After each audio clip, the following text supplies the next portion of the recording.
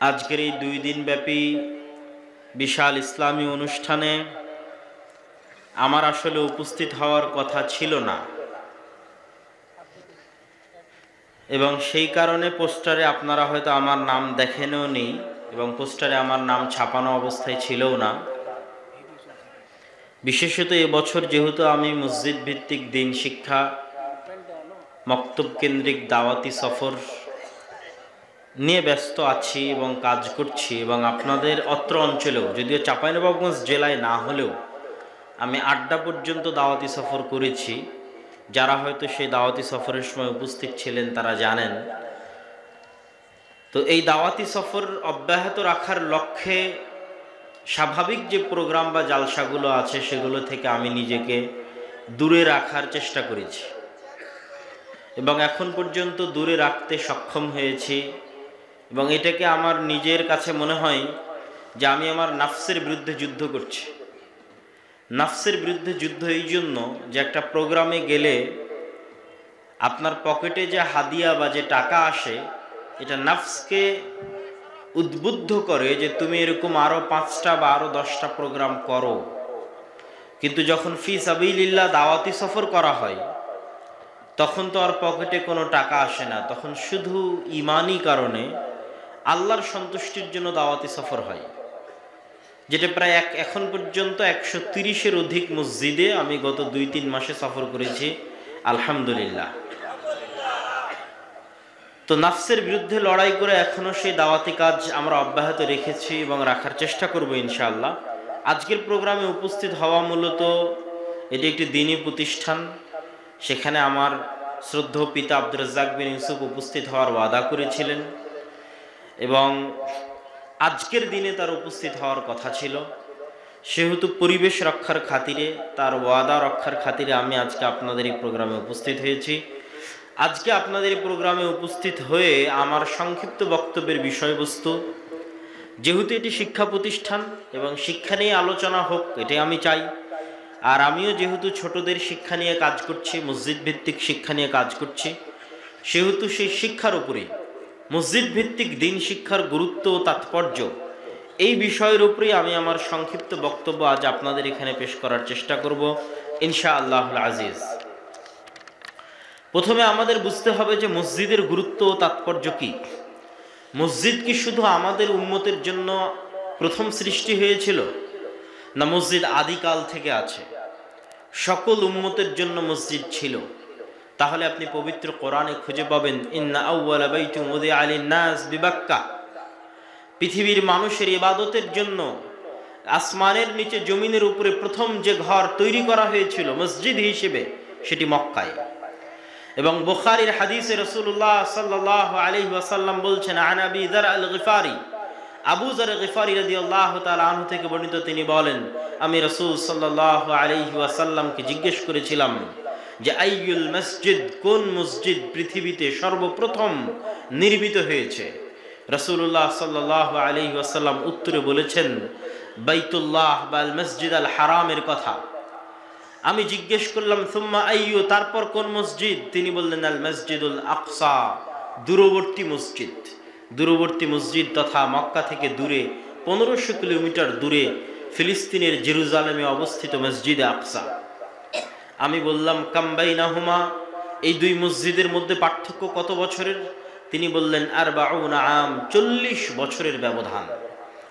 তো আমার যে বিস্তারিত বক্তব্য আছে ফিলিস্তিনের উপরে, যে বিস্তারিত আলোচনা আছে জেরুজালেমের উপরে, সেখানে আমি ধারাবাহিকভাবে পেশ করেছি যে কিভাবে মসজিদে আকসার সাথে এক একজন নবীর জীবন সম্পৃক্ত। মসজিদে আকসা বা জেরুজালেমের সাথে কিভাবে ইব্রাহিম, লূত, ইব্রাহিমের সন্তান ইসহাক, ইয়াকুব, ইউসুফ, এবং তাদের পরবর্তীতে মুসা, হারুন, ইউশা বিন নুন, তাদের পরবর্তীতে দাউদ, সুলাইমান, তাদের পরবর্তীতে ঈসা, ইয়াহইয়া, জাকারিয়া, তাদের সকলের জীবনে কিভাবে মসজিদ আকসা প্রভাব রেখে গেছে তা আমি সেই সমস্ত বক্তব্যগুলোতে বিস্তারিত এবং বিশদ বিবরণ দেওয়ার চেষ্টা করেছি।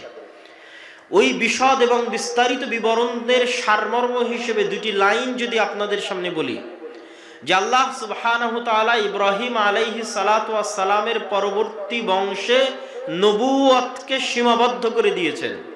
জাআলান নবুওয়াহ, নবুয়তকে সীমাবদ্ধ করে দিয়েছেন ইব্রাহিম এবং তার পরবর্তী বংশধরের মধ্যে। তো সেই ইব্রাহিমের দুই সন্তানকে আল্লাহ মানুষ করেছেন দুই মসজিদের পাশে রেখে। ইব্রাহিমের এক সন্তান ইসমাইলকে আল্লাহ রেখে দিয়েছেন মক্কার কাবার পাশে, আর ইব্রাহিমের আরেক সন্তান ইসহাককে আল্লাহ সুবহানাহু ওয়া তাআলা রেখে দিয়েছেন জেরুজালেমের মসজিদে আকসার পাশে। এবং ঈসা আলাইহিস সালামের আগমনের আগ পর্যন্ত ইসহাকের সন্তানেরা মসজিদ আকসার খেদমত করত, আর মুহাম্মদ সাল্লাল্লাহু আলাইহি ওয়াসাল্লামের আগমনের পূর্ব পর্যন্ত ইসমাইলের সন্তানেরা বাইতুল্লাহ মসজিদে হারামের খেদমত করত।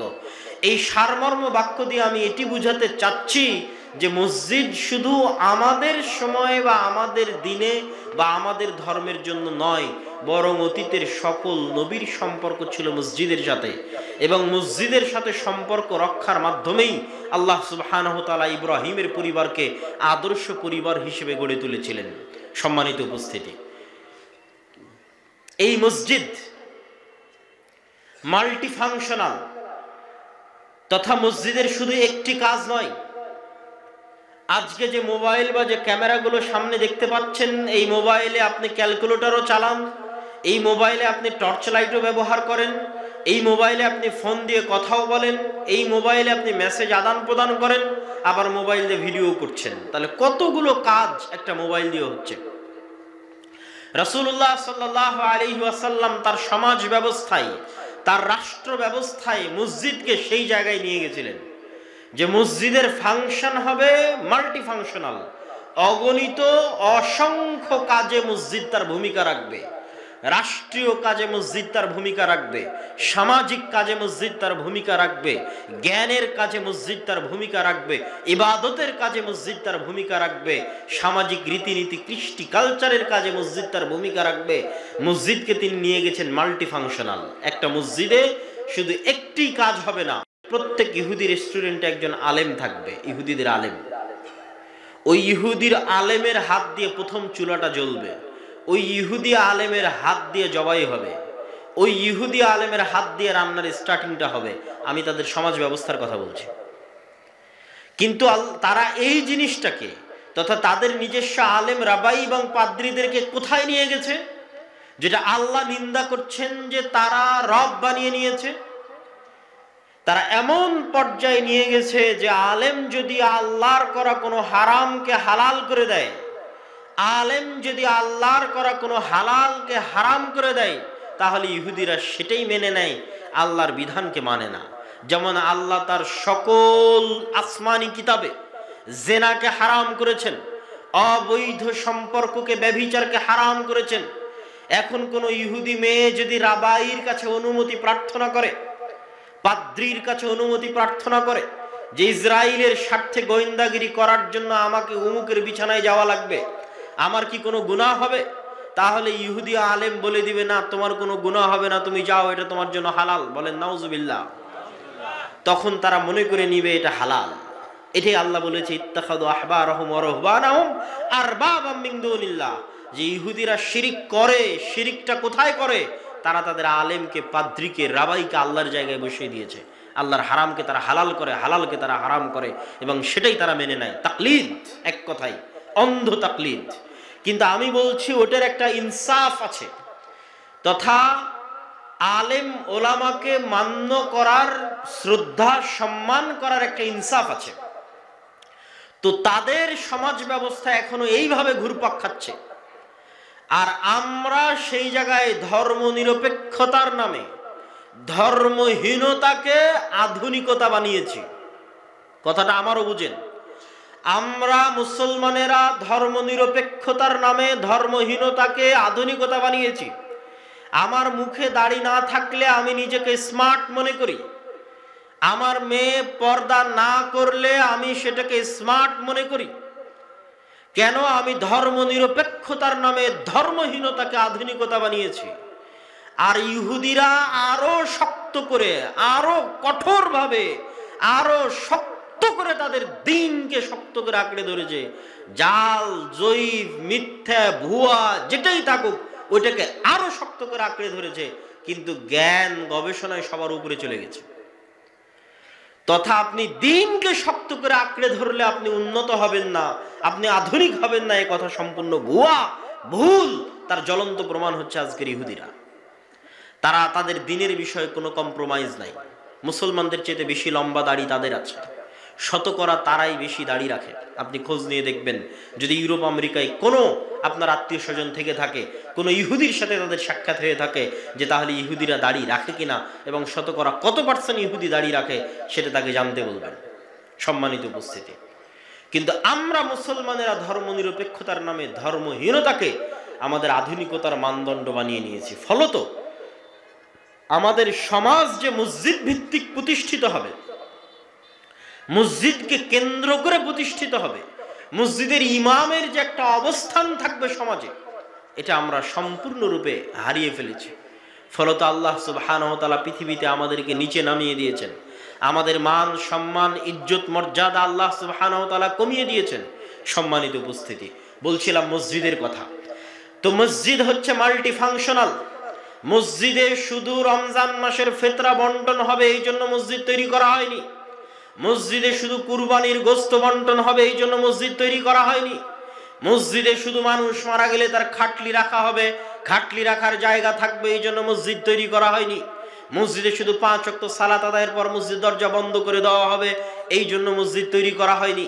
এটা ইসলামে মসজিদের থিওরি নয়, এটা ইসলামে মসজিদের জায়গা নয়, এটা ইসলামে মসজিদের তত্ত্ব নয়। ইসলামে মসজিদের তত্ত্ব, মসজিদের থিওরি, মসজিদের জায়গা হচ্ছে এই সারা বাংলাদেশে হাজার হাজার লক্ষ লক্ষ বিঘা সম্পত্তি মসজিদের নামে ওয়াকফ করা আছে। সেটা তো আজ থেকে 200, 250, 300 বছর আগে সমগ্র ভারত, বাংলাদেশ, পাকিস্তানের 5 ভাগের 1 ভাগ সম্পত্তি মসজিদ মাদ্রাসার নামে ওয়াকফ করা ছিল। সমগ্র ভারত, পাকিস্তান, বাংলাদেশকে 5 ভাগ করলে তার 1 ভাগ যত লক্ষ বিঘা সম্পত্তি হবে, তত লক্ষ বিঘা সম্পত্তি পাক ভারতে মুসলমানদের মসজিদ মাদ্রাসার নামে ওয়াকফ ছিল, যেটা ব্রিটিশরা লাখেরাত সম্পত্তি বাজেয়াপ্তকরণের নামে মুসলমানদের কাছ থেকে ছিনিয়ে নিয়েছিল।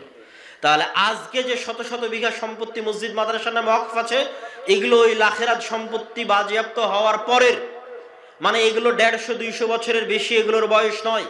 এখন মসজিদ মাদ্রাসার নামে যা জমি জায়গা আছে, এগুলোর বয়স 50 বছর, 100 বছর, 150 বছর, 200 বছর।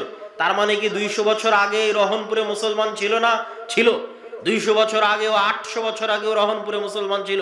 তারাও মসজিদ মাদ্রাসার জন্য জমি ওয়াকফ করে গেছিল, ওগুলো ব্রিটিশরা বাজেয়াপ্ত করে নিয়েছিল।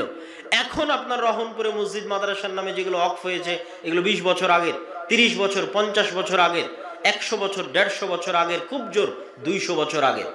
বলছিলাম, এই সমগ্র বাংলাদেশে যত বিঘা সম্পত্তি মসজিদের নামে ওয়াকফ করা আছে এবং যত মসজিদ এই সম্পত্তির উপর বিল্ডিং আকারে প্রতিষ্ঠিত আছে, এত মসজিদ এবং এত সম্পত্তি যদি আপনি আজকে কোনো খ্রিস্টান মিশনারিকে দিয়ে দেন, আপনি আজকে ব্রাককে দিয়ে দেন, বা যে কোনো প্রকার বিদেশি বেসরকারি এনজিও সংস্থাগুলোকে দিয়ে দেন, এই নাও এত লক্ষ বিঘা সম্পত্তি তোমার নামে থাকলো, আর এই যে এতগুলো বিল্ডিং তোমার নামে থাকলো, তাহলে তারা 24 ঘন্টার মধ্যে এদেশে শিক্ষার বিপ্লব ঘটাতে পারবে। তাদের শিক্ষার এটা সক্ষম, তারা করছে।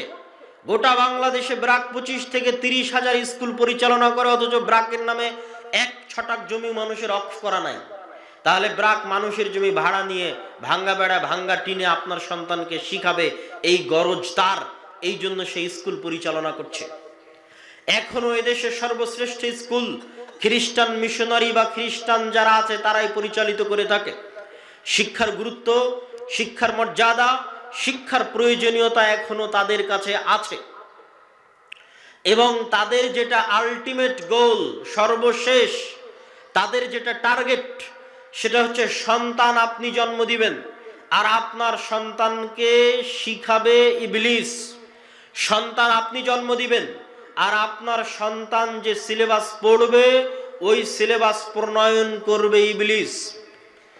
ইবলিসের সবচেয়ে বড় চেষ্টা হচ্ছে আদম সন্তানকে নিচে নামানো। আদম সন্তানকে নিচে নামাতে গিয়ে আদম সন্তানের মান সম্মান অপমানিত করতে গিয়ে ইবলিসের সবচেয়ে বড় টার্গেট হচ্ছে আদম সন্তানের চারিত্রিক বিকৃতি ঘটানো, আত্মপরিচয়ের বিকৃতি ঘটানো। এই আত্মপরিচয়ের বিকৃতি ঘটাতে গিয়ে পাশ্চাত্য সমাজে সিলেবাসের অন্তর্ভুক্ত করা হয়েছে। একটা বাচ্চাকে ছোটবেলায় পড়ানো হয় যে তুমি ছেলে কি মেয়ে এই সিদ্ধান্ত নেওয়ার স্বাধীনতা তোমার। তুমি যদি মনে করো আমি ছেলে তাহলে তুমি ছেলে, তুমি যদি মনে করো যে না আমি ছেলে না আমি মেয়ে তাহলে তুমি মেয়ে। এইভাবে আত্মপরিচয়ের সংকটে ফেলে LGBTQ এর নামে আপনার সন্তান সন্ততিকে তথা আদমের সন্তানকে নিম্ন স্তরে নামিয়ে আনা, নিজস্ব মান মর্যাদা সম্মান আত্মপরিচয় চারিত্রিক উন্নতির জায়গা থেকে অনেক অধপতন বিকৃতি নিচুর জায়গায় নামিয়ে আনা, এটা হচ্ছে ইবলিসের সবচেয়ে বড় চাওয়া। এটাতে ইবলিস মজা পায়, এটাতে ইবলিস আনন্দ পায়।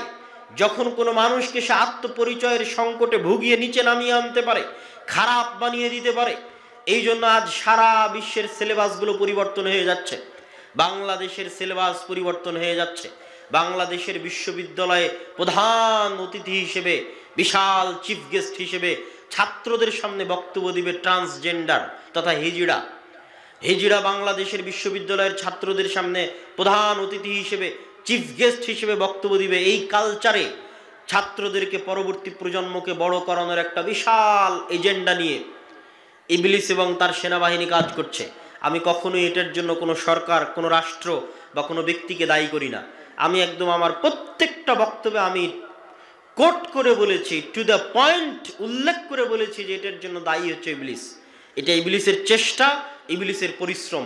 কিন্তু দুঃখজনক হলো পৃথিবীতে কিছু ইবলিসের গোলাম আছে যারা তার নিজেদের নামে পরিচয় দেয় মানুষ, কিন্তু এরা মানুষ নয়, এরা গোলাম হচ্ছে ইবলিসের।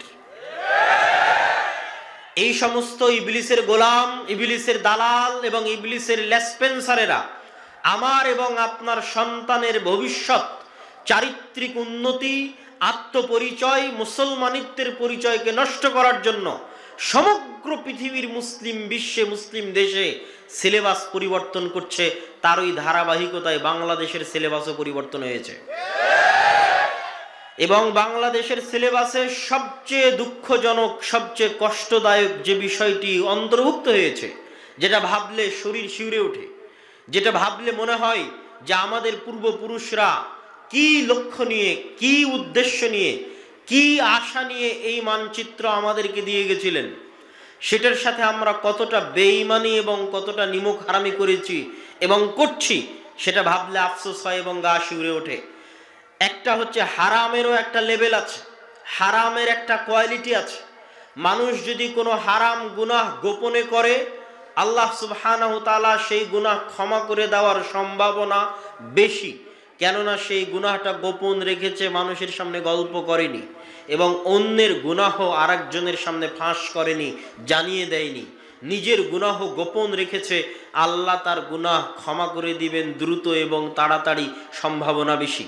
কিন্তু মানুষ যদি গুনাহ প্রকাশ্যে করে, আলানিয়াহ করে, এবং শুধু প্রকাশ্যে নয়, সেই গুনাহকে যদি মানুষ সিলেবাসের অন্তর্ভুক্ত বানিয়ে দেয় যে প্রত্যেক মুসলমানের সন্তানকে স্কুলে ভর্তি হওয়া মানেই তাকে নাচ শিখতে হবে, প্রত্যেক মুসলমানের সন্তান স্কুলে ভর্তি হওয়া মানেই তাকে গান শিখতে হবে, এই যে একটা গুনাহকে সমাজের এমন একটা লেভেলে নিয়ে যাওয়া, যে একটা সিলেবাসের অন্তর্ভুক্ত করে দেওয়া প্রকাশ্যে আলানিয়া, এটা আল্লাহ সুবহানাহু তাআলার গজব আসার কারণ এবং মাধ্যম হয়ে যেতে পারে।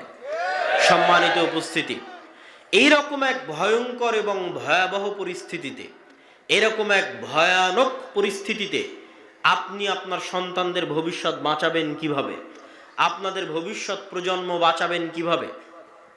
আপনাদের মনে রাখতে হবে, আমাদের আদি পুরুষ, আমাদের বাপ দাদা যারা চলে গেছেন আজ থেকে 100 বছর আগে, 150 বছর আগে, ব্রিটিশরা যখন এদেশের শিক্ষা ব্যবস্থা তাদের হাতে নিয়ে নিয়েছিল, তখন তারা আমাদের পরবর্তী প্রজন্মকে রক্ষার জন্য মক্তব গড়ে তুলেছিলেন, মসজিদগুলোকে দুর্গ হিসেবে কাজে লাগিয়েছিলেন। যে ব্রিটিশদের শিক্ষা ব্যবস্থায় আমাদের সন্তানেরা পড়ার আগে, ব্রিটিশদের শিক্ষা ব্যবস্থায়, ব্রিটিশদের সিলেবাসে আমাদের সন্তানেরা মানুষ হওয়ার আগে মসজিদে তারা আমাদের দ্বীন শিখে যাবে। এই লক্ষ্য, এই টার্গেট নিয়ে তারা মসজিদে মসজিদে বক্তব্য প্রতিষ্ঠা করেছিলেন ব্রিটিশ আমলে। আজ আবার সেই দিন ফিরে এসেছে, আজ আবার সেই যুগ ফিরে এসেছে।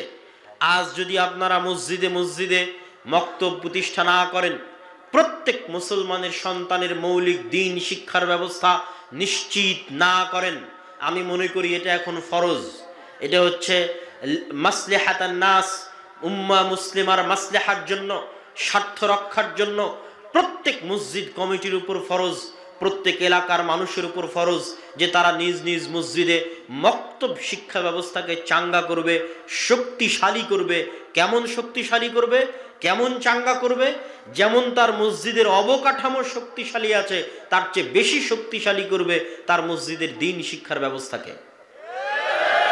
আমি এই 130টা মসজিদ সফর করে এমনও মসজিদ দেখেছি যেই মসজিদে এসি আছে, যেই মসজিদে টাইলস আছে, যেই মসজিদে ছাদ ঢালাই দেওয়া আছে, মসজিদে ফ্যান আছে, লাইট আছে, কিন্তু মসজিদে মুসলমানের সন্তানের দিন শিক্ষার, কোরআন শিক্ষার ন্যূনতম ব্যবস্থা নাই। তখন আফসোসে, কষ্টে, দুঃখে আমি তাদেরকে বলতে বাধ্য হয়েছি যে আপনাদের এই মসজিদে মক্তব চালু করা, কোরআন শিক্ষার ব্যবস্থা করা এতখানি ফরজ। যদি আপনাদের অর্থের সংকট হয়, টাকার সংকট হয়, তাহলে মসজিদের এসি খুলে বাজারে বিক্রি করে মক্তব চালু করেন। যদি আপনার মসজিদে টাকার সংকট হয়, অর্থের সংকট হয়, তাহলে মসজিদের টাইলস গুলো খুলে বাজারে বিক্রি করে মসজিদে দিন শিক্ষার ব্যবস্থা করেন। মসজিদের ফ্যান লাইট খুলে বাজারে বিক্রি করে মসজিদে দিন শিক্ষার ব্যবস্থা করেন। উন্নতি মানে জ্ঞানে উন্নতি, উন্নতি মানে শিক্ষায় উন্নতি, উন্নতি মানে কখনো বিল্ডিং এ উন্নতি নয়, উন্নতি মানে কখনো রাস্তাঘাট ব্রিজ কালভার্টে উন্নতি নয়। যদি রাস্তাঘাট ব্রিজ কালভার্টে উন্নতি হতো, তাহলে আজকে দুবাই পৃথিবী শাসন করত, তাহলে আজকে সৌদি পৃথিবী শাসন করত। কিন্তু দুবাই সৌদি পৃথিবী শাসন করে না, পৃথিবী শাসন করে আমেরিকা এবং ইউরোপ। কেন? আমেরিকা ইউরোপের দুবাইয়ের মতো বুর্জ খলিফা না থাকলেও আমেরিকা এবং ইউরোপের অক্সফোর্ড আছে, ক্যামব্রিজ আছে, জ্ঞান বিজ্ঞান এবং গবেষণায় বিশ্বের সর্বোচ্চ স্থানে মুসলমানদের চাইতে 500 বছর এগিয়ে আছে। আমি তাদের প্রশংসা করার জন্য নয়, আমি তাদেরকে উপরে উঠানোর জন্য নয়, এবং ঈমানওয়ালা মুসলমানদের ছোট করার জন্য নয়। কেননা ঈমানের মূল্য সকল কিছুর উপরে। ঈমান মানুষকে জান্নাতে নিয়ে যেতে পারে, কিন্তু আজ মুসলমানদের অধঃপতনের কারণ আর তাদের পৃথিবী শাসনের কারণ এটা নয় যে আল্লাহ তাদের উপর দয়া করেছে। কারণ এটা যে মুসলমানেরা সেই যোগ্যতা হারিয়েছে, সেই চেষ্টা মুসলমানেরা করেনি, আর সেই চেষ্টা তারা করেছে। আর উদাহরণ অসংখ্য, অহরহ, অগণিত উদাহরণ আমি আপনাকে দিতে পারবো। সম্মানিত উপস্থিতি, উদাহরণ দিতে গিয়ে আমি 2 বা 3টে উদাহরণ সব জায়গায় দিয়ে থাকি। তার একটা উদাহরণ নেন, ভূমধ্য সাগর নামে পৃথিবীতে একটা সাগর আছে, যেই সাগরের এক পাশে হচ্ছে লিবিয়া, এক পাশে হচ্ছে মরক্কো, এক পাশে হচ্ছে আলজেরিয়া। লিবিয়া, মরক্কো, আলজেরিয়া এগুলো হচ্ছে ভূমধ্য সাগরের এক পাড়ে। আর ভূমধ্য সাগরের আর এক পাড়ে, ভূমধ্য সাগরের উত্তর পাড়ে হচ্ছে ইতালি, স্পেন, ফ্রান্স, গ্রিস ইত্যাদি রাষ্ট্রগুলো। সারা মুসলিম বিশ্বের বিভিন্ন দেশ থেকে শত শত মুসলমান যুবক অবৈধ পন্থায় এই লিবিয়ার সমুদ্র বন্দরে একত্রিত হয় অবৈধভাবে ইউরোপে প্রবেশ করার জন্য। অসংখ্য বাংলাদেশি যুবক আছে যারা দুবাইয়ের ভিসা নিয়ে এখান থেকে দুবাই গেছে, দুবাই থেকে লিবিয়ার ভিসা নিয়ে লিবিয়া গেছে, লিবিয়া থেকে মরুভূমির মধ্যে দিয়ে দালালের হাত ধরে এই সমুদ্র বন্দরে গেছে। ওই সমুদ্র বন্দর থেকে রাতের অন্ধকারে রাত 12টার সময় একটা নৌকা ছাড়ে প্রত্যেক দিন, প্রতিনিয়ত। যে নৌকাগুলো বাতাস দিয়ে ফুলানো থাকে, রোহিঙ্গারা তাও কাঠের নৌকা এসেছিল, বাতাস দিয়ে ফুলানো ওই নৌকায় 300-400 জন আরোহী আরোহণ করে। এই 300-400 জন আরোহীর 300-400 জনই মুসলমান। সারা বিশ্বের মুসলমানদের করুণ চিত্র এই একটা ছবিতে, একটা পিকচারে আপনি দেখতে পাবেন। সবই মুসলমান। তাদের জীবনের টার্গেট এখন দুটাই, হয় এই নৌকা ভূমধ্য সাগরে ডুবে তারা মারা যাবে, মৃত্যুবরণ করবে, আর না হয় ইতালি, ফ্রান্স, স্পেন, জার্মানির কোন কোস্টগার্ড, কোন সীমান্তরক্ষী, সমুদ্ররক্ষী বাহিনী তাদেরকে আশ্রয় দিবে, শরণার্থী হিসেবে আশ্রয় দিবে। শরণার্থী হিসেবে আশ্রয় দেওয়ার পর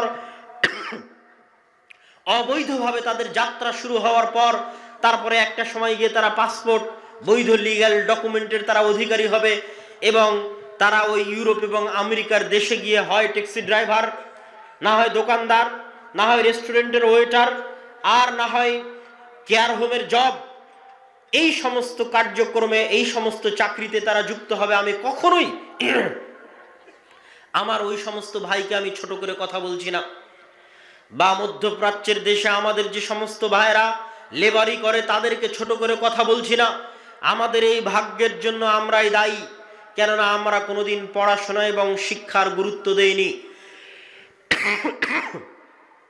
যারা বৈধ পন্থাতেও যাচ্ছে এই সমস্ত দেশ থেকে, তাদেরও টার্গেট থাকে না যে তারা বৈধ পন্থায় গিয়ে বিশ্ববিদ্যালয়ের টিচার হবে, ইউরোপ আমেরিকায় গিয়ে বিশ্ববিদ্যালয়ের টিচার হবে, মেডিকেলের প্রফেসর হবে, বা বিজ্ঞান গবেষণা ইনস্টিটিউটে গবেষক হবে, এরকম টার্গেট থাকে না। তাদেরও টার্গেট থাকে তারা কোনো মতে ইউরোপ আমেরিকায় গেলে হয় রেস্টুরেন্টের ওয়েটার হবে, না হলে ট্যাক্সির ড্রাইভার হবে, না হলে কেয়ার হোমের জব করবে। এই তাদের লক্ষ্য উদ্দেশ্য। কেন?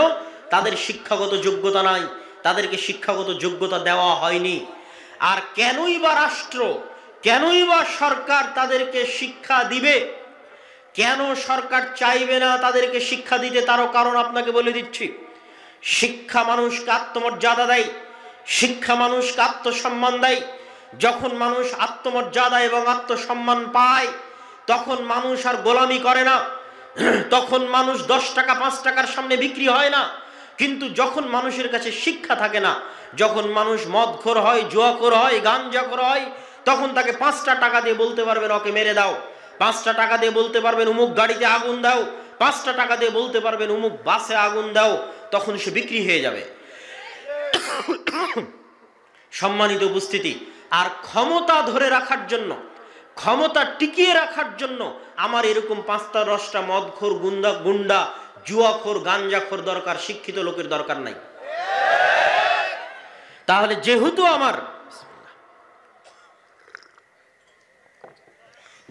আমার ক্ষমতা টিকিয়ে রাখার জন্য মদখোর, জুয়াখোর, গাঞ্জাখোরের দরকার, গুন্ডার দরকার, তাহলে কেন আমি আপনাকে শিক্ষিত করব? কেন আমি আপনাকে উচ্চ শিক্ষায় শিক্ষিত করে আমার ক্ষমতাকে হুমকির মুখে ফেলে দিব? এটা কখনোই এই তৃতীয় বিশ্বের দেশের রাষ্ট্রপ্রধানেরা কখনোই চায় না। এবং আপনি অশিক্ষিত থাকলেও সরকারের লাভ আছে, মূর্খ থাকলেও সরকারের লাভ আছে। কি সেই লাভ? বাংলাদেশে গার্মেন্টস আছে কি জন্য?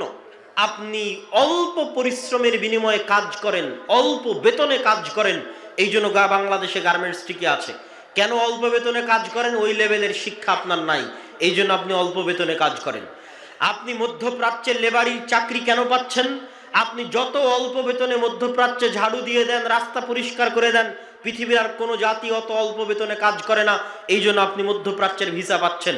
তাহলে আপনি অশিক্ষিত হলেও, মূর্খ হলেও বিদেশে গিয়ে আপনি দেশের জন্য রেমিটেন্স পাঠাচ্ছেন, গার্মেন্টসে চাকরি করে আপনি দেশের জন্য রেমিটেন্স আনছেন, তাহলে আপনাকে শিক্ষিত করে আমার লাভ কি? একে তো আপনাকে মূর্খ রাখাই, অশিক্ষিত রাখাই, আপনাকে আমি টাকার বিনিময়ে ক্রয় করে নিতে পারছি, আর দ্বিতীয়ত আপনার মাধ্যমে আমার দেশে রেমিটেন্সও আসতেছে। সম্মানিত উপস্থিতি, কি বলছিলাম সারা বিশ্বে মুসলমানদের শিক্ষার ভয়াবহ অবস্থার কথা। ইউরোপ আমেরিকার অবস্থা তুলে ধরলাম, বাংলাদেশের মুসলমানদের অবস্থা তুলে ধরলাম। ভারতের এমনও স্টেট আছে, এমনও জেলা আছে, এমনও থানা আছে, যেখানে যদি আপনি ওই থানায়, ওই জেলায়, ওই স্টেটে, ওই আদালতে হওয়া মামলার জরিপ করেন, পরিসংখ্যান করেন যে এই আদালতে চুরির মামলা, ডাকাতির মামলা, মদ জুয়ার মামলা কত % হয়েছে, তাহলে দেখবেন 100টা মামলার 80টা মামলা মুসলমানদের নামে। এটা মিথ্যা মামলা নয়। মিথ্যা মামলা তখনই যখন জঙ্গিবাদের নামে গ্রেফতার করবে, কিন্তু 100টার 80টাই দেখবেন চুরি, ডাকাতি, জুয়া, রাহাজানি, মদ ইত্যাদির মামলায় গ্রেফতার হয়ে আছে মুসলমানেরা, মামলা হয়ে আছে মুসলমানদের নামে। মানে একটা জাতির 80% মানুষ, 60% মানুষ যদি জুয়া, মদ ইত্যাদির সাথে জড়িত হয়ে যায়, তাহলে সেই জাতির ভবিষ্যৎ কি হবে? আপনি আরব বিশ্বের মুসলমানদের অবস্থা দেখেন, মধ্যপ্রাচ্যের মুসলমানদের অবস্থা দেখেন। আল্লাহ সুবহানাহু ওয়া তাআলা তাদেরকে অঢেল সম্পদ দিয়েছে, অঢেল টাকা পয়সা দিয়েছে। পাশেই ফিলিস্তিনে প্রতিদিন লক্ষ লক্ষ, হাজার হাজার মুসলিম মা এবং বোনকে হত্যা করা হচ্ছে। সেখানে পাশেই মধ্যপ্রাচ্যের দেশগুলো ফুটবল বিশ্বকাপ আয়োজনের প্রস্তুতি নিচ্ছে, গান বাজনা আয়োজনের প্রস্তুতি নিচ্ছে, বিনোদনের প্রস্তুতি নিচ্ছে, পর্যটনের প্রস্তুতি নিচ্ছে, তাদের লক্ষ থেকে কোটি টাকা তারা বিনোদন এবং পর্যটনের জন্য ব্যয় করে দিচ্ছে। এই হচ্ছে সারা বিশ্বের মুসলমানদের অবস্থা। আপনি আপনার মসজিদের এলাকার মসজিদে চলে আসেন, আপনার এলাকার মসজিদে ওই যে শুরু করেছিলাম এলাকার মসজিদ দিয়ে, টাইলস আছে, এসি আছে, সবই আছে, কিন্তু মসজিদে দিন শিক্ষার ব্যবস্থা নাই। আপনাদের উদ্দেশ্যে একটা প্রশ্ন করতে চাই, মসজিদের এলাকার আশেপাশের পুরো গ্রাম যদি মদখোর জুয়াখোরে পরিপূর্ণ হয়ে যায়, তাহলে স্বর্ণের মসজিদ দিয়ে আপনি কি করবেন বলেন? স্বর্ণের মসজিদ দিয়ে আপনার কি কাজ? আর যদি মসজিদই না থাকে, ওই মসজিদের টাইলস, এসি, লাইট, ফ্যান বাজারে বিক্রি করে দিয়ে অত্র অঞ্চলের মুসলমানের সন্তানের যদি শিক্ষার ব্যবস্থা করেন, দিন শিক্ষার ব্যবস্থা করেন, মসজিদ লাগবে না, মানুষ খোলা মাঠে সালাত আদায় করবে। জুইলাত লিয়াল আরদু মসজিদা, আমার জন্য পুরো পৃথিবীকে মসজিদ বানিয়ে দেওয়া হয়েছে। সম্মানিত উপস্থিতি, এই জন্য মসজিদ ভিত্তিক দিন শিক্ষার গুরুত্ব আমি আপনাকে আরো এক ধাপ এগিয়ে বলি। ইউরোপিয়ান এবং আমেরিকানরা কিভাবে চিন্তা করে, তাদের চিন্তাটা আপনার সাথে শেয়ার করি। যে আপনি যদি আজকে আপনার মসজিদের কমিটির সদস্য করে দেন 5 জন ইউরোপিয়ানকে, 5 জন আমেরিকানকে, তাহলে তারা কি করবে? তারা আপনার মসজিদের প্রথম মিটিংয়ে যদি দেখে যে আপনার মসজিদের ফান্ডে টাকা আছে 10 টাকা, তাহলে 10 টাকার 5 টাকা আগে শিক্ষায় ব্যয় করবে। 10 টাকার 5 টাকা আগে কোথায় ব্যয় করবে? শিক্ষায় ব্যয় করবে। এই একটা জিনিস তারা খুব ভালো বোঝে, একটা জিনিস তারা তাদের রক্তের সাথে মিশে গেছে। আপনি বাসে উঠলে দেখবেন মানুষ বই পড়তেছে, ট্রেনে উঠলে দেখবেন মানুষ বই পড়তেছে, পার্কে গেলে দেখবেন মানুষ বই পড়ছে, অথচ সে অমুসলিম, অথচ সে মুমিন নয়, তার অন্তরে ঈমান নাই, তার গায়ে কাপড় নাই, সে বেপরদা অবস্থায় আছে, কিন্তু তার হাতে বই আছে। আর পুরো বাংলাদেশ ঘুরেন, আপনি কোথায় দেখবেন যে বই আছে? চলমান যে সিলেবাস, এই সিলেবাসে তো বইকে আরো বাদ দেওয়া হয়েছে। সম্পূর্ণ 10, 15, 20 বছর পর যেন আর বাংলাদেশে এই চলমান যে সিলেবাস ছিল, এই সিলেবাসে যে কয়েকটা ডাক্তার অন্তত তৈরি হতো, যে কয়েকটা ইঞ্জিনিয়ার অন্তত তৈরি হতো, যে কয়েকটা বিজ্ঞানী অন্তত তৈরি হতো, যে কয়েকটা ভালো শিক্ষক, প্রফেসর, ডক্টরেট ডিগ্রিধারী গবেষক অন্তত তৈরি হতো, আজ থেকে 10, 15, 20 বছর পর যেন আর ডাক্তারও তৈরি না হয়, আর ইঞ্জিনিয়ারও তৈরি না হয়, আর এরকম গবেষক, শিক্ষক, প্রফেসরও তৈরি না হয়, তার ব্যবস্থা হয়ে গেছে। তখন আর বিদেশে যাওয়া লাগবে না চিকিৎসা করতে। দেখবেন বাংলাদেশের সব মেডিকেলে চাকরি করছে বিদেশিরা। দেশের ডাক্তারই নাই তো কি করবে? তখন ওই যেমন পদ্মা সেতুতে আমাদের ইঞ্জিনিয়ার নাই, সব লেবার আমরা, তো দেখবেন সব মেডিকেল ক্লিনিকে আর আমাদের ডাক্তার নাই। আমরা তখন আপনাদের এই রোহনপুরের মানুষ তখন ওই মেডিকেল ক্লিনিকের পরিচ্ছন্ন কর্মী, আর ডাক্তারগুলো সব বিদেশ থেকে আসছে। সব বিশ্ববিদ্যালয়ের টিচারগুলো দেখবেন বিদেশ থেকে আসছে, দেশের টাকা সব বিদেশে পাচার। তো 10, 15, 20 বছর পরে এই যে চলমান যে সিলেবাস, এই সিলেবাস চলতে থাকলে আর ওইভাবে আমাদের যতটুকু অন্তত শিক্ষার জায়গা ছিল, উন্নয়নের জায়গা ছিল, সেটিও আমরা হারিয়ে ফেলবো।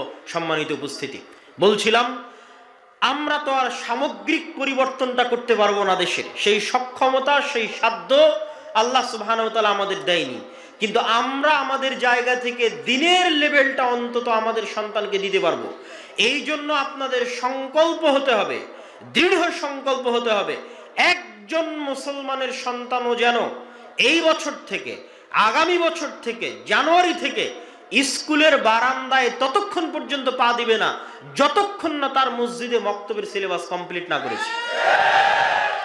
এই সংকল্প, এই দৃঢ় চেতনা আপনাকে এখান থেকে নিয়ে বিদায় নিতে হবে। দেশকে স্বাধীন রাখার জন্য আপনাদের বাপদাদারা ব্রিটিশ আমলে এই চিন্তা তাদের মাথায় এসেছিল, তারা মসজিদকে কাজে লাগিয়ে আমাদের দিনকে, আমাদের ধর্মকে সুরক্ষিত করেছে।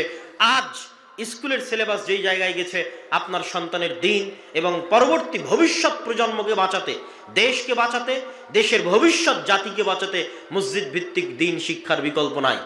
আর মসজিদ ভিত্তিক দিন শিক্ষার লক্ষ্যে যদি শুধু আপনি মসজিদে কোরআন শিক্ষা দেন তাহলে হবে না।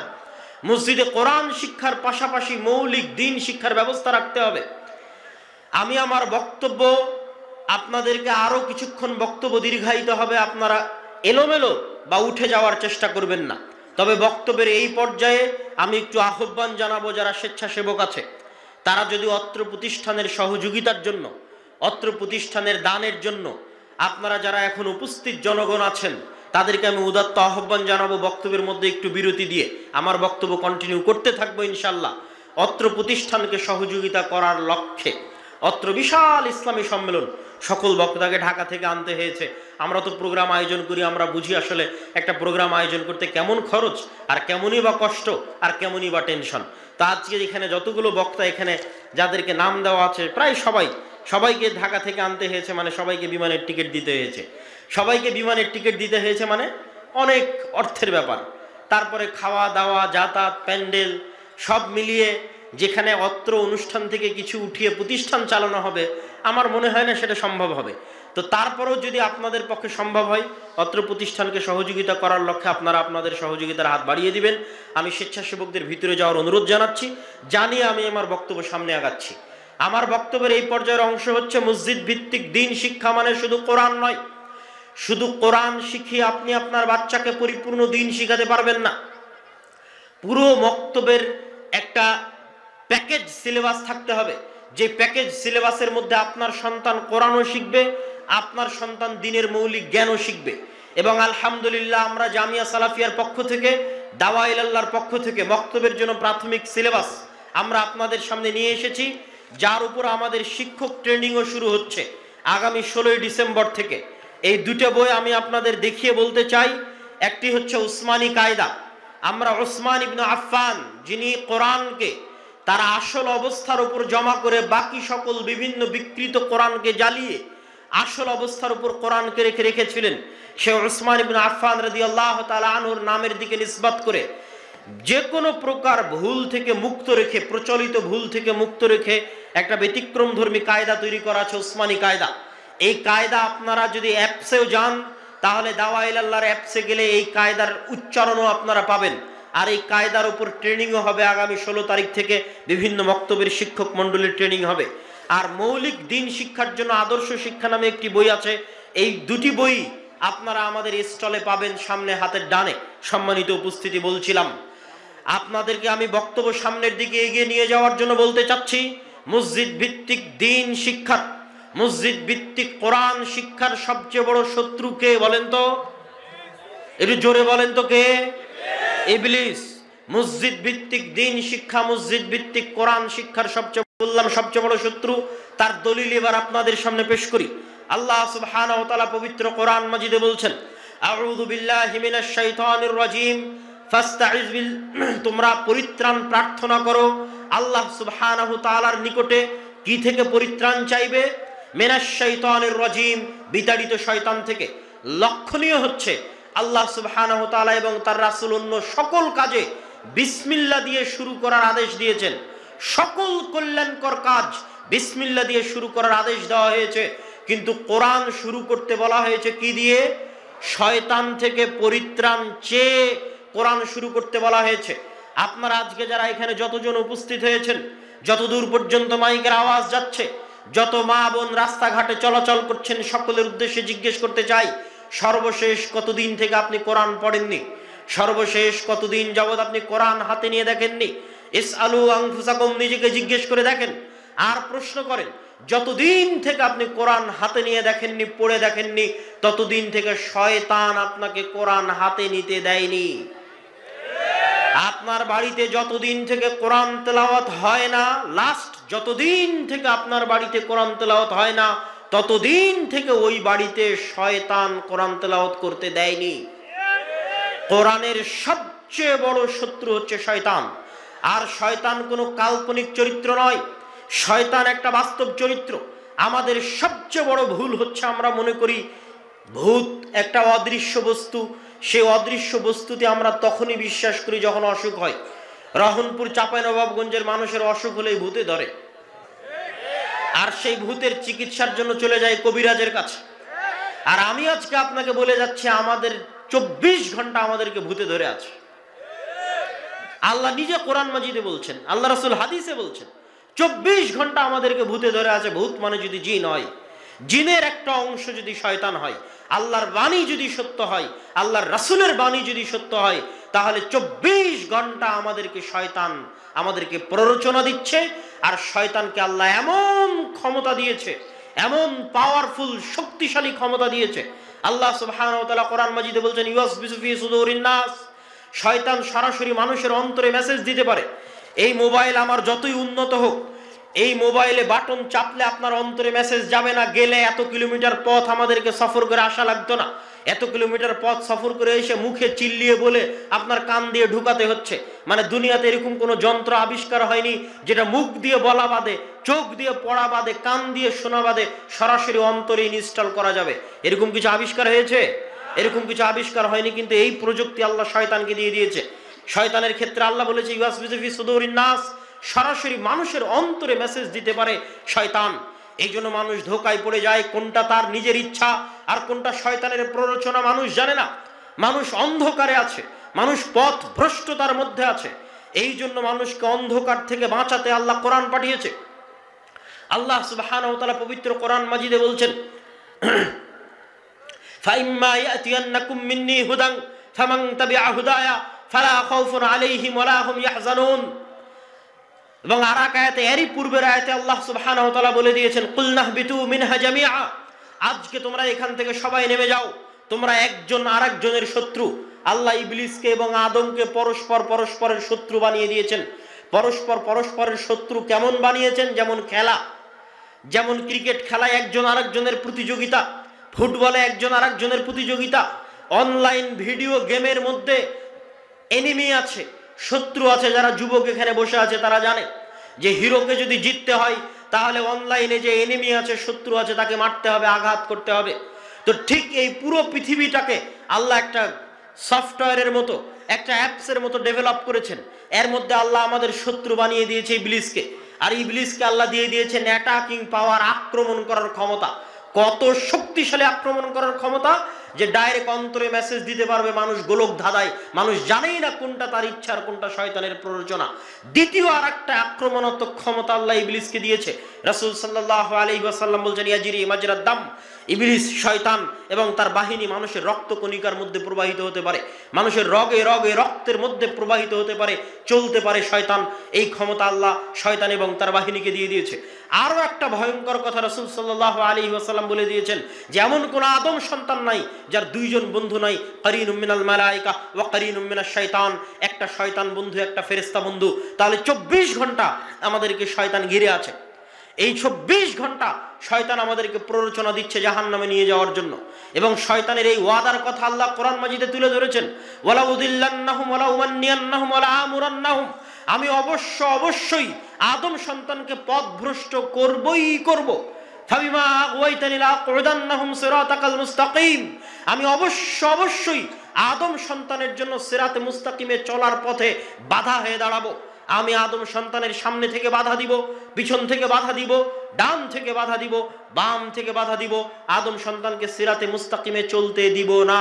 এই মর্মে আল্লাহ শয়তানের ওয়াদা কোরআন মাজিদে নকল করেছেন। সুতরাং শয়তান আছে আক্রমণাত্মক ভূমিকায়, আর আমরা মানুষ আছি ডিফেন্সে। আমাদের বাঁচার উপায় কি? ওই আয়াতি আল্লাহ কোরআন মাজিদে সূরা বাকারায় বলে দিয়েছেন ফাইম্মায়াতিয়ান্নাকুম মিন্নী হুদান, মানুষ আদমের সন্তান, তোমাদের চিন্তা নাই, আমার পক্ষ থেকে নবী যাবে, আমার পক্ষ থেকে রাসূল যাবে, আমার পক্ষ থেকে কিতাব যাবে, আমার পক্ষ থেকে পাঠানো কিতাব, নবী এবং রাসূলের যারা অনুসরণ করবে তাদের কোনো ভয়ও নাই, তাদের কোনো দুশ্চিন্তাও নাই। তবে নবী আসার পরেও, রাসূল আসার পরেও, কিতাব আসার পরেও মানুষ পথভ্রষ্ট হয়ে যাবে। কেন? ওই যে শয়তানের আক্রমণ এত শক্তিশালী, 24 ঘন্টা আমার এবং আপনার বিরুদ্ধে লেগে আছে। ডাইরেক্ট আমার অন্তরে মেসেজ দিতে পারে, আমি তো বুঝতেই পারি না কোনটা আমার আর কোনটা তার প্ররোচনা। আমার তো ফজরের সময় ঘুমিয়ে থাকার সময় মনে হয় আমার আরামের জন্য ঘুমিয়ে আছি, কিন্তু আসলে শয়তান যে আমাকে বলছে আরেকটু ঘুমাও, ইন্নাল লাইলা লাতাবিল, নাম নাম, ঘুমাও, রাত অনেক লম্বা, এটা তো আমি বুঝতে পারি না। আমি তো ধোঁকা খেয়ে যাই। আমার তো মন বলে যে আমার শান্তির জন্য ঘুমিয়ে আছে, আমার আরামের জন্য। গান শোনার সময় আমার মনে হয় আমার আরাম আয়েশ এবং আনন্দ বিনোদনের জন্য, আমি আমার চিত্ত বিনোদনের জন্য আমি গান শুনছি, আমি অশ্লীল দৃশ্য দেখছি। কিন্তু আসলে শয়তান যে আমাকে প্ররোচনা দিচ্ছে এটা তো আমাদের ব্রেনে কাজ করে না, আমাদের মনে কাজ করে না। এই জন্য আমরা ধোঁকা খেয়ে যাই, শয়তানের ষড়যন্ত্রে পা দিয়ে ফেলি। নবী আসার পরেও, রাসূল আসার পরেও, কিতাব আসার পরেও। তাহলে আদম সন্তান বাঁচবে কিভাবে? আদম সন্তানকে বাঁচানোর জন্য, জান্নাতে নিয়ে যাওয়ার জন্য আল্লাহর আর একটা চ্যালেঞ্জ আছে শয়তানের বিরুদ্ধে। এই বলে আমি আমার কোরআনের সাথে, দ্বীন শিক্ষার সাথে শয়তানের শত্রুতার এই পর্বের আলোচনা শেষের দিকে নিয়ে যাব। সেই আল্লাহ সুবহানাহু ওয়া তাআলার সেই চ্যালেঞ্জ কি? আল্লাহ সুবহানাহু ওয়া তাআলা চ্যালেঞ্জ করেছেন শয়তানের বিরুদ্ধে যে শয়তান দিনরাত 24 ঘন্টা মানুষকে পথভ্রষ্ট করবে, মানুষের জন্ম থেকে মৃত্যু পর্যন্ত মানুষকে যত গুনাহ করাবে, মানুষকে দিয়ে যত অন্যায় কাজ করাবে। মানুষ যদি একবার জানে যে তার প্রতিপালক আছে এবং সেই প্রতিপালকের কাছে ক্ষমা চাইলে ক্ষমা পাওয়া যায়, এবং এই মর্মে যদি মানুষ আল্লাহর কাছে ক্ষমা চায়, তাহলে ইবলিস এবং তার সেনাবাহিনীর সারা জীবনের সকল চেষ্টা, রাত দিন মাটি করা সকল চেষ্টা, আল্লাহ একবারে ধুলাই মিশিয়ে আদমের সন্তানের সকল গুনাহ ক্ষমা করে দিবেন। এটা হচ্ছে আল্লাহর চ্যালেঞ্জ ইবলিস এবং তার বাহিনীর বিরুদ্ধে। তাহলে মানুষ জান্নাতে যাবে তার আমলের জোরে নয়, আল্লাহর ক্ষমা এবং আল্লাহর দয়ার জোরে। বলছিলাম কোরআনের সবচেয়ে বড় শত্রু ইবলিস এবং শয়তান। কি জন্য? এই যে মানুষ যে অন্ধকারের মধ্যে আছে, মানুষকে যে শয়তান উল্লু বানিয়ে রেখেছে, পাগল বানিয়ে রেখেছে, সারা পৃথিবীর সকল মানুষকে শয়তান পাগল বানিয়ে রেখেছে। আল্লাহ সেই পাগল বানানোর কথা কোরআন মাজিদে বলেছেন, আলহাকুমুত তাকাসুর হাত্তা যুরতুমুল মাকাবির। শয়তান তোমাদের পাগল বানিয়ে রেখেছে, শয়তান তোমাদের ভুলিয়ে রেখেছে। যেমন ছোট্ট বাচ্চাকে খেলনা দিয়ে ভুলিয়ে রাখা হয় মায়ের দুধের কথা, ঠিক তেমনি আলহাকুমুত তাকাসুর, শয়তান তোমাদের ভুলিয়ে রেখেছে কি দিয়ে? তাকাসুর দিয়ে।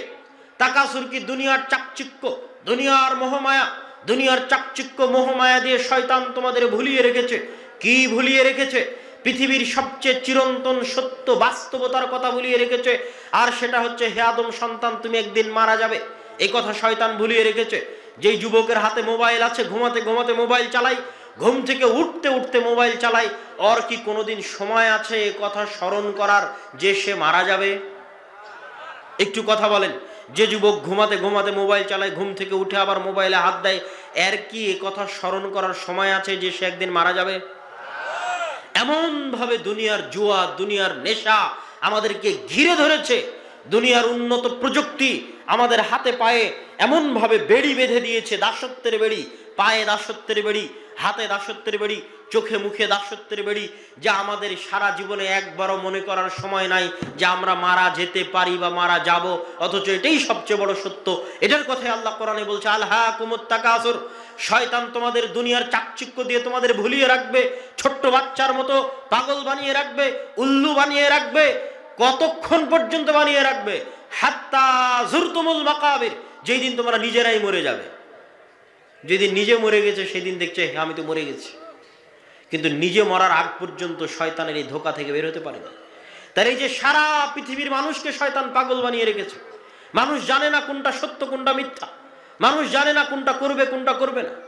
মানুষকে শয়তান 24 ঘন্টা প্ররোচনা দিচ্ছে, এসি কেনার জন্য লোন কর, ফ্রিজ কেনার জন্য লোন কর, মোটরসাইকেল কেনার জন্য সুদে টাকা নে, বাড়ি করার জন্য সুদে টাকা নে। 24 ঘন্টা মানুষকে আরাম আয়েশের জন্য সুদে টাকা নেওয়ার জন্য শয়তান মানুষকে প্ররোচনা দিচ্ছে। তো এগুলো যে শয়তানের প্ররোচনা মানুষ জানবে কোথায়? মানুষকে গোপন রহস্য ফাঁস করে দিয়েছে একমাত্র কোরআন। না পৃথিবীর কোনো স্কুল, না কোনো কলেজ, না কোনো ইউনিভার্সিটি, না কোনো গবেষণাপত্র, না কোনো থিসিস, না কোনো পিএইচডি, একমাত্র কোরআন পৃথিবীর এই অন্ধকার রহস্যের জাল ভেদ করে দিয়েছে। ভেদ করে দিয়ে কোরআন কি বলছে? ইন্নামাল খামরু ওয়াল মাইসির ওয়াল আনসাব ওয়াল আজলাম রিজসুম মিন আমালিশ শাইতান। খালি একটা ছোট্ট উদাহরণ দিয়ে গেলাম। আল্লাহ কোরআনে স্পষ্ট লিখে দিয়েছেন, ইন্নামাল খামর, নিশ্চয় মদ, ওয়াল মাইসির, নিশ্চয় জুয়া, ওয়াল আনসাব ওয়াল আজলাম, নিশ্চয় লটারি, নিশ্চয় মূর্তি পূজা, রিজসুম মিন আমালিশ শাইতান, শয়তানের কাজ লেখা আছে, সংবিধানে লেখা আছে, ইনস্ট্রাকশনে লেখা আছে। গেম খেলার আগে কেমনে গেমটা খেলবেন তার পথ পদ্ধতির মধ্যে লিখে দেওয়া আছে। কোন রাস্তায় গেলে এনিমি থাকবে, কোন ঘরে গেলে অস্ত্র পাবেন, তার পূর্ণ বিস্তারিত ডিটেইলসের মধ্যে আল্লাহ লিখে দিয়ে গেছে। দেখো এই এই কাজগুলো শয়তানের কাজ, এগুলো শয়তান তোমাকে দিয়ে করাতে চাইবে। মানে আমি যদি বিড়িখোর সিগারেটখোর হই, তাহলে আমাকে বিড়ি খাওয়া সিগারেট খাওয়ার প্ররোচনা কে দেয়? শয়তান দেয়। আমি যদি মদ পান করি, তাহলে আমাকে মদ পান করার প্ররোচনা কে দেয়? আমি যদি জুয়া খেলি, লটারি খেলি, তাহলে আমাকে জুয়া এবং লটারির প্ররোচনা কে দেয়? শয়তান দেয়। এবং পৃথিবীতে মানুষ মাত্র দুই ভাগে বিভক্ত, ইবাদুর রহমান ও ইবাদুশ শয়তান, রহমানের গোলাম আর শয়তানের গোলাম। আর পুরো কোরআন, পুরো হাদিস, পুরো ইসলামী শরীয়তের সারমর্ম বলে দিই আপনাকে আজকে। পুরো কোরআন, পুরো হাদিস, পুরো ইসলামী শরীয়তের সারমর্ম হচ্ছে আল্লাহ যত নবী রাসূল পাঠিয়েছেন সব শয়তানের বিরুদ্ধে পাঠিয়েছেন, যত কিতাব পাঠিয়েছেন সব শয়তানের বিরুদ্ধে পাঠিয়েছেন, হাদিস শয়তানের বিরুদ্ধে, কোরআন শয়তানের বিরুদ্ধে, আমার নবী মুহাম্মদ সাল্লাল্লাহু আলাইহি ওয়াসাল্লাম প্রেরিত হয়েছে শয়তানের বিরুদ্ধে, আমরা যা ইবাদত করি তা শয়তানের বিরুদ্ধে, আমরা যা দোয়া পড়ি তা শয়তানের বিরুদ্ধে, আমরা যা জিকির আজকার করি তা শয়তানের বিরুদ্ধে। খালি দুই একটা উদাহরণ দিয়ে আমি আমার বক্তব্যের শেষের দিকে চলে যাব। রাসূল সাল্লাল্লাহু আলাইহি ওয়াসাল্লাম বলছেন, যখন তোমাদের মধ্যে কেউ খাদ্য গ্রহণ করে তখন যদি বিসমিল্লাহ আল্লাহর নাম না নেয়, ইয়াকুলু মাআহু শাইতান, তাহলে তার সাথে কে খায়? শয়তান খায়। যখন তোমাদের কেউ বাড়িতে প্রবেশ করে এবং আসসালামু আলাইকুম আল্লাহর নাম না নিয়ে সালামু আলাইকুম না বলে, সালাম আল্লাহর নাম না বলে, তখন শয়তান চিৎকার করে বলে হাযা মাবিতুকুম, এই বাড়ি তোমাদের থাকার জায়গা, ওয়া আশাউকুম, তোমাদের আড্ডা দেওয়ার জায়গা। মানে আসসালামু আলাইকুম বলে বাড়িতে প্রবেশ না করলে বাড়িতে থাকবে কে? শয়তান। আল্লাহর নবী বলছে, বাথরুমে প্রবেশ করার সময় যদি তোমরা বলো আল্লাহুম্মা ইন্নী আউযু বিকা মিনাল খুবুসি ওয়াল খাবাইস, তাহলে শয়তানের চোখ অন্ধ হয়ে যাবে, ও দেখতে পাবে না। এরকম অসংখ্য দোয়া, অগণিত দোয়া, বাড়ি থেকে বের হতে শয়তান থেকে বাঁচতে চাওয়া, ঘুমাতে গেলে শয়তান থেকে বাঁচতে চাওয়া, খাবার খেতে গেলে শয়তান থেকে বাঁচতে চাওয়া, বাড়িতে প্রবেশ করতে গেলে শয়তান থেকে বাঁচতে চাওয়া, টয়লেটে ঢুকতে গেলে শয়তান থেকে বাঁচতে চাওয়া, প্রত্যেক ধাপে ধাপে আল্লাহর নবী যত দোয়া শিখিয়ে দিয়েছে। আইনে রাসূল দোয়া অধ্যায় বই যদি তুবা পুস্তকালয়ের স্টলে পান, নিয়ে যাবেন, যত দোয়া আল্লাহর নবী শিখিয়ে দিয়েছে প্রত্যেকটা দোয়া দেখবেন তিনি শয়তানের বিরুদ্ধে লাগিয়ে দিয়েছে। প্রত্যেকটা দোয়া শয়তানের বিরুদ্ধে। আপনি পুরো কোরআন পড়েন, পৃষ্ঠার পর পৃষ্ঠা উল্টাতে থাকবেন আর দেখবেন আল্লাহ ধাপে ধাপে পদে পদে শয়তানের কথা বলছে আর বলছে ইন্নাশ শাইতানা লাকুম আদুউম মুবিন, নিশ্চয় শয়তান তোমাদের প্রকাশ্য শত্রু। এবার আমাকে বলেন, শয়তান কাল্পনিক চরিত্র না বাস্তব? খালি কি অসুখ হলে ভূতে ধরে? না 24 ঘন্টা ভূত লেগে আছে? 24 ঘন্টা মানুষের পিছনে শয়তান লেগে আছে এবং আমাদেরকে পথভ্রষ্ট করে জাহান্নামে নিয়ে যাওয়ার চেষ্টা করছে। এটা হচ্ছে এই পৃথিবীর গেম। এই পৃথিবীর এই গেমে যদি আমরা জিততে চাই তাহলে শয়তানের বিরুদ্ধে এই লড়াই আমাদের জিততে হবে। আর শয়তানের বিরুদ্ধে এই লড়াইয়ে জিততে হলে কোরআন ছাড়া, কোরআন বুঝা ছাড়া, কোরআন পড়া ছাড়া, কোরআন শিখা ছাড়া এবং মসজিদ ভিত্তিক দ্বীন শিক্ষা বাস্তবায়ন করা ছাড়া আর দ্বিতীয় কোনো রাস্তা নাই। অতএব যারা আজকে এখানে উপস্থিত হয়েছেন, যেখান থেকে উপস্থিত হয়েছেন, চলে যাওয়ার সময় একটা জিনিস মাথায় নিয়ে যাবেন, কেমনে জামিয়া সালাফিয়ার সাথে যোগাযোগ করে, কেমনে আদ-দাওয়া ইলাল্লাহর সাথে যোগাযোগ করে মসজিদ ভিত্তিক দ্বীন শিক্ষার সিলেবাস নিয়ে, শিক্ষক ট্রেনিং আমাদের কাছ থেকে নিয়ে আপনাদের মসজিদগুলোতে মক্তব চালু করে সেই আলোকে আপনার সন্তানকে কেমনে ভবিষ্যৎ দ্বীন শেখানোর জন্য সামনের দিকে এগিয়ে নিয়ে যাবেন। আপনাদের সামনে এই দাবি, এই দাওয়া রেখে আমি আমার আজকের সংক্ষিপ্ত বক্তব্য এখানেই শেষ করছি। আল্লাহ সুবহানাহু ওয়া তাআলা এই তোফাজ্জল হক মহিলা সালাফিয়া মাদ্রাসাকে কবুল করুক, অত্র প্রোগ্রামের যারা আয়োজক আছে তাদেরকে কবুল করুক, এবং আল্লাহ আপনারা সভাপতির বক্তব্য বা সমাপনী বক্তব্য আছে, বিশৃঙ্খলা না করে উঠে যাবেন না। আল্লাহ সুবহানাহু ওয়া তাআলা জামিয়া সালাফিয়াকে কবুল করুক, আরও যত সকল দ্বীনি শিক্ষা প্রতিষ্ঠান আছে সেগুলোকে কবুল করুক। আগামী 2 ও 7 ও 8 মার্চ সালাফি কনফারেন্স রূপগঞ্জ নারায়ণগঞ্জ, 7 ও 8 মার্চ, আর ফেব্রুয়ারির 3 তারিখ দিনাজপুর সালাফি কনফারেন্স। মনে রাখার চেষ্টা করবেন। আসসালামু আলাইকুম ওয়া রাহমাতুল্লাহি ওয়া বারাকাতুহু।